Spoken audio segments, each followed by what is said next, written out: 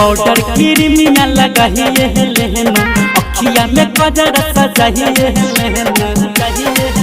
छोटी powder Crimea लगाइए लेना अखिया में गजर सजाइए लेना तोहर बैठा जतो पचल लहिया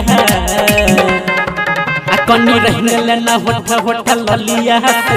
बाबा हालू लगबे के छोड़िया है कनी रहने लेना होठ होठ ललिया से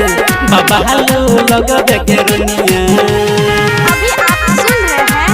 उटोना से मैथिली म्यूजिक की शानदार प्रस्तुति।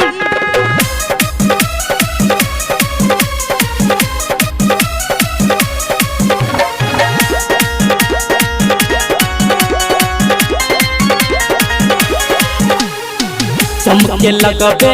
चांद जहका लगबे नहीं तू की कहगे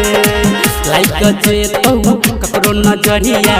कॉले एगो कलती कहगे चमके लगबे चांद जहका लगबे नहीं तू की कहगे लाइक जे तो ककरो नजरिया कॉले एगो कलती कहगे सब बहुदा में तैल रही है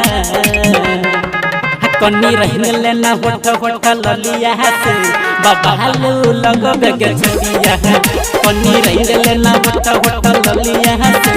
बाबा हालू लगबे के छोड़िया। अभी आप सुन रहे हैं उटोना से मैथिली म्यूजिक की शानदार प्रस्तुति।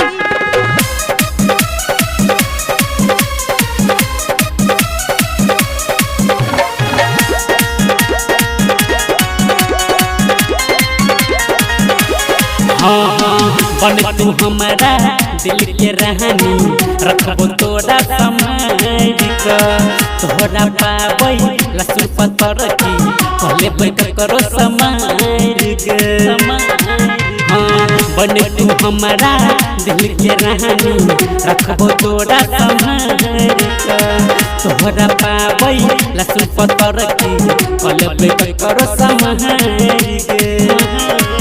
कहूँ में से दर्दी लागे तोरा कनी रहने लेना होठ होठ ललिया से